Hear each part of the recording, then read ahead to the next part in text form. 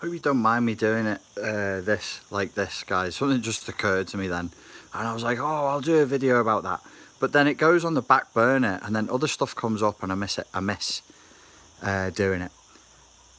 It's just a thought that just occurred to me now, because I released a video the other day where I was like, there's things that I take for granted that I think that everybody knows, and I was chatting to my friend Danny today, who's a personal trainer, and we were talking, and he knows how to get people like into really, really good shape. And I was chatting to him, and I've been thinking about this for a couple of years, and I never really did a video on it because I just never got around to it. Like, there's so many different things that go into getting a job done. So many different parts to it, that when you're into it and you've done it, you know what those things are, and you know what's essential, and you know what's not essential. And it's the same thing, like when I'm coaching people and I'm chatting to them, and I'll be like, they'll go, well, I did it like this, and then I decided to do a bit of this, and I did the emotional literacy exercises, but I decided not to use adjectives that describe, and then they'll just have changed everything, and I'll go, hey, I didn't tell you to do that. Why'd you change everything? Because I know what I know what needs to go in, and they're like, and you can't take stuff out, and you go, oh well, I'll do it like that. Except what I'm going to do is I'm going to change it to this, and you go, no, you can't do that, because that won't work. Now, specifically, when you create a plan, look at that thing. What do you mean, Mao? Who are you talking to? Hey, yeah, Mao yourself. It's not your house. Mao. You need to have, when you have a strategy or you have a plan, you need to have multiple levels of redundancy. That's what makes a plan a decent plan. It gives it flexibility. What this means is, if one thing goes, if you have a plan and one thing in your plan goes wrong, you've got like five, something that you're trying to do, and there's 5 elements to it, but you don't do the first thing, and you just go, right, that's it. But, well, it's finished now, isn't it? It's ruined. It's ruined because we didn't get the first thing in the plan done. That's not a good plan. That's not a good plan. A good plan, a good strategy means that you have multiple levels of redundancy. So if something does go wrong, you can adapt and change things. Don't have an all or nothing attitude to it. Don't make it like this extremist thing where we have to get everything right all the time or it's ruined. Let's just give up. Never. There's nothing that works like that in the world. There's nothing that works like, we have to get everything right the first time, or else the best thing to do is to just give the whole thing up. You don't want to have that there. So with your state management work, with your, self-care, or working on your emotional flashbacks or your emotional literacy, you don't want to put yourself in a state where you go, it has to be done according to this plan, exactly 100%, or I'm just not doing it today. Fuck it. Just give up.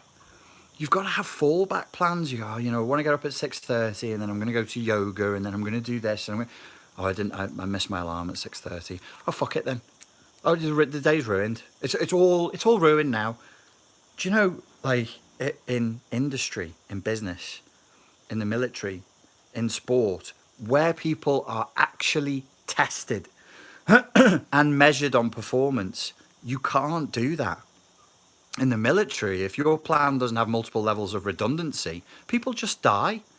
You go, oh, we missed the last, lads, listen, we missed the last rendezvous point. We're in the wrong place. Oh, you're joking. I was really hoping I'd see my family and friends. Well, that's just the way it is. You don't do that. You'd have a secondary rendezvous point. You'd have a tertiary, if all radio signal dies, if the sat nav stopped working, if some electrical storm flares up off the sun, the surface of the sun. You go here. What if we lose our equipment? Well, you'll have a way of getting to a place. Multiple levels of redundancy. If it's a fight, if you've got a strategy for a fight. I was kicked into this as well by listening to Chael Sonnen. Those of you who aren't into MMA, well, this will mean nothing. Talking about the Daniel Cormier fight, basically breaking it down to, in MMA, you have a strategy where you go into the cage and you can either mainly depend on striking or mainly depend on grappling. And I was like, that's stupid. That's not true. And then I went, oh, you know what? I think that actually might be true. But when you do that and you have that strategy there, you must have multiple levels of redundancy. If I do this and it doesn't work, I'm going to do, you don't shoot for a double leg. Oh, it gets, what do they call it? Well, that's embarrassing. I forgot. They stuff it. So you try and grab, you don't know. So if you're grabbing the guy's legs, you push the head down and you shove your hips back and then he can't get you. The fighter who's tried the double leg doesn't go, turn to his corner and just go, I tried to do, it didn't work. I suppose, the last 6 months of training is out the window. Should we go home? Should we just go back to the hotel room and watch a movie? You keep going. You have to keep pushing through. Healing, psychology, psychotherapy, it exists in this realm that has an implicit ideology behind it, that has an implicit way of getting things done. And we're all guilty of this. My knee, I'm trying to heal my knee, which was actually originally damaged trying to do MMA, and then was later damaged doing kickboxing, kicking a bag, 12 years later. I used to want to be an MMA fighter. So I went in a cage and somebody went, you see this knee? I'm snapping it now. And I went, hey, don't do that. And he went, pff. And I was like, oh, that really hurts. I have been, and I know better, but I've been guilty of staying away from where it hurts. And having this idea of healing as being like, no, that piece doesn't work, leave it alone. That piece, Kyle says, ouch. It's not quite a true story. What happened is a really big dude was doing hip throws on me hard, and he was spiking me into the floor of the cage. And I was like, hey, I don't like that very much. I'm going to sit out on his next hip throw, which will work if the person is about the same weight as you. It's not a good technique for avoiding a hip throw. It's lazy, but you stick your bum out. And what you rely on is that you've pulled them slightly off balance and your center of gravity isn't over their hip, so they can't do it. But if they're a huge muscly roid head, which was what I had in the cage with me, they can just drag you across their hip. And then because you're pulling backwards and they're pulling you forwards and you plant your feet whilst twisting, you end up with a plant and twist injury. It's like a really common rugby injury, a really common injury in American football as well. The ACL just goes, nope, can't take that much force. So I was avoiding it. I was avoiding working it. And I was like, no, healing is leaving it alone. Healing is like, this is hurt, don't touch it. And then in the last week, I just leaned in because I was a bit frustrated as well. I just leaned in to the training and leaned into the physiotherapy. All the physiotherapy was strengthening, by the way. Every single part of it was strengthen. Hugely strength focused. She's really good. I'm seeing her again on Monday. And the healing has just jumped forward so rapidly because instead of pulling back, which intuitively makes sense, that's our primal instinct though. That's an animal instinct. That's what a dog does. The dog goes, my paw hurts, pull it back. And you try and take the paw to see if it's a nail in it or a thorn or something. And the dog goes, don't fucking touch that. It's sore. I told you it's sore. I don't want you pulling on it. But you have to in order to heal it. You have to do something to it in order to heal it. You have to disrupt or have an intervention. And it's exactly the same as that. You don't just pull back and withdraw. That's what my body started doing. My body around the injury, the quad just disengaged. They went, there's a piece of the system that causes pain.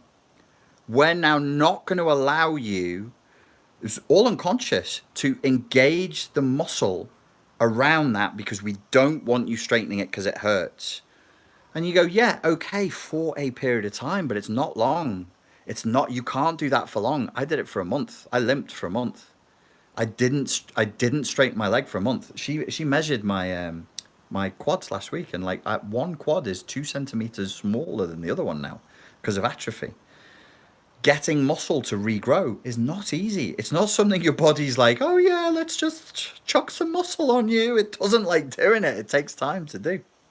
Similarly with this healing work, you do need to be gentle. You do need to be intelligent. You do need to be clever, but you also need to be structured, and you need to be disciplined, and you do need to be willing to lean into some discomfort.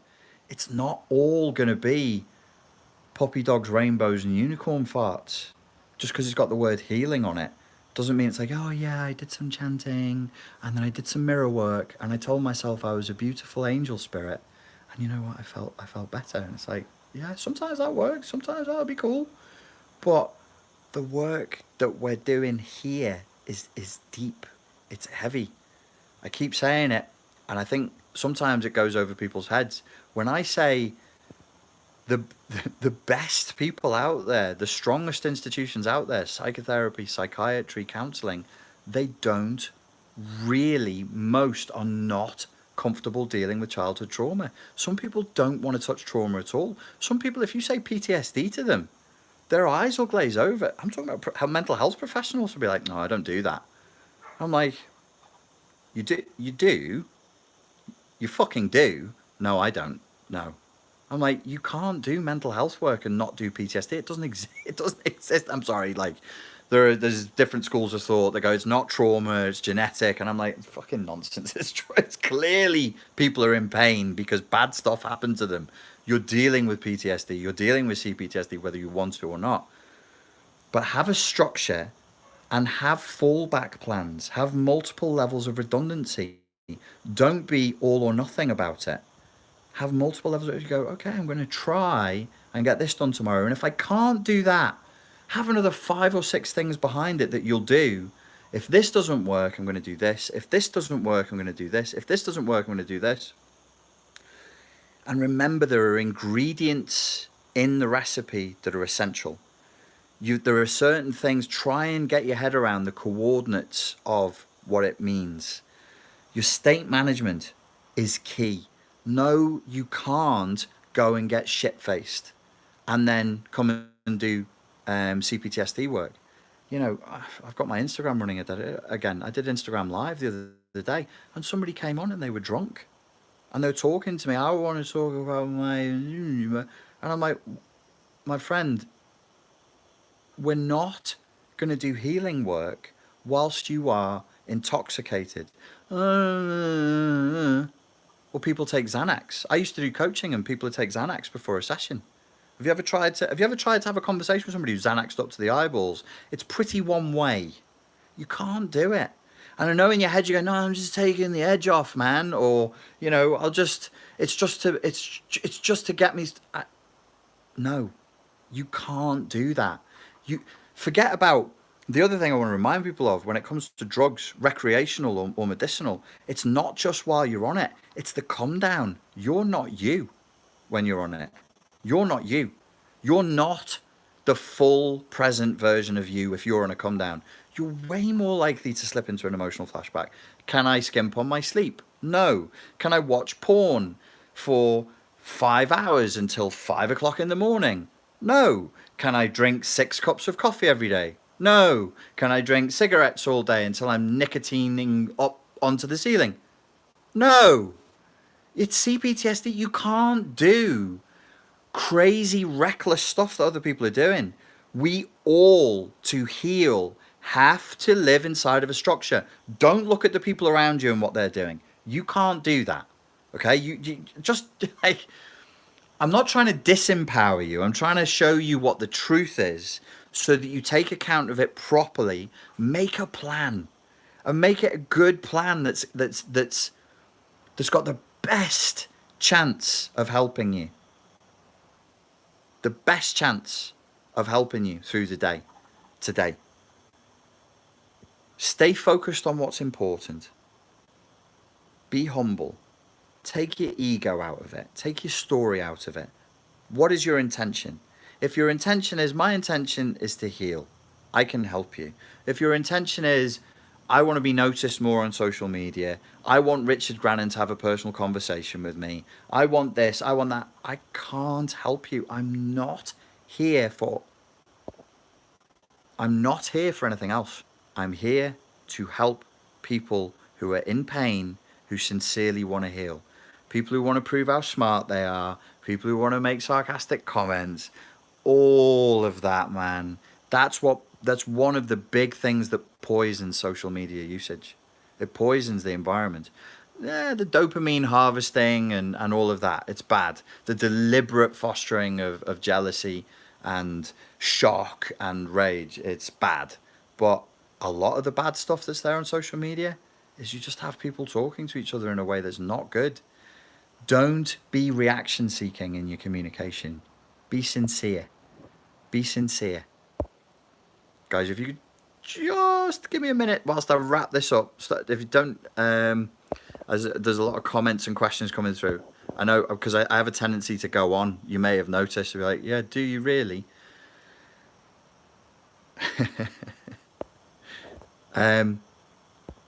Your sincerity and your authenticity is critical to this process. I know you might not think that it is, but you can't be in two different modes at the same time.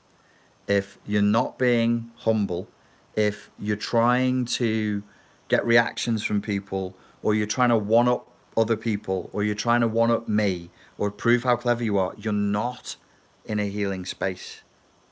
And you won't heal. And you'll be stuck. And the next 5 years is going to look like the last 5 years. That's what's going to happen. Work to a structure. Have a plan. Have an intention. Be like, okay, I am looking to heal. Have your intention set. What are you trying to do? I'm just looking to heal. Okay, cool. Let's focus on that. Have a structure. Let the structure have multiple levels of redundancy. Be kind to yourself. Be humble. Be kind to other people. When you're interacting with somebody, try and appreciate where they're coming from. It can't all be about us all the time, right? It's got to be about the other person. That's just good communication skills. It's good manners. It's good boundaries to go, hey, where's this person coming from? This is what I want to communicate to them. This is what I want to express to the other person. I just found out how to turn off chat. Wow. Okay, that really helps me concentrate. I was like, everybody just stop for a second. Nobody stopped. But now you can chat as much as you like. I've switched it off. It was coming through. It was like just filling the screen. Have multiple levels of redundancy in your plan. Have multiple levels of redundancy. If something goes wrong, don't let that be the end. Don't let that be like, oh well, let's just give up the whole thing. Have the next step and the next step and the next step after that. That's what you want to try and work to. Be kind to yourself and to other people. Be compassionate to yourself and to other people. Understand where they're coming from. Acknowledge other people's needs. Give other people attention and attention to yourself. It's got to be two ways. Otherwise, it's neurotic. And the final thing is try and have a sense of humor. Try and have a sense of humor. If you can't because you're feeling cranky, deal with that first. That's a you problem. That's a state management thing. That's something in me. Even if it's something to do with my environment, and it's not my fault. When I say it's a you problem, I don't mean it's your fault. But if it's something to do, I can't even believe this. Like 3 people who never WhatsApp me are WhatsApping me like hell. Like they're sending me multiple WhatsApps right now. Nobody's messaged me all day. If you can't laugh, if you can't have a sense of humor because you're feeling too agitated and you're feeling too cranky, your state management has broken down. That's a key part of the process. You can't do this when you're all cranky and wound up and frustrated. If you feel angry with me, or angry with other people or angry with the process, deal with that first. You're flashbacking. You've got to emotionally regulate first. State management, critical component. Emotional regulation, critical component. Emotional literacy, critical component. Critical thinking. You've got to be able to question your own thinking. I think Byron Katie's method is probably the simplest and the best one. Is if you have a statement or a thought about a situation, her critical thinking is like summed up in one question: is that true? That's it. That's a beautiful Zen-like place to start and finish. When you have a thought, ask yourself the question: is that true? That's the essence of that's like, or not the essence. It's a key element of critical thinking, and we should all be doing it. Ladies and gentlemen, I hope that that was helpful. Thank you so much for your time, for your attention, and I look forward to speaking to you again soon. Cheers.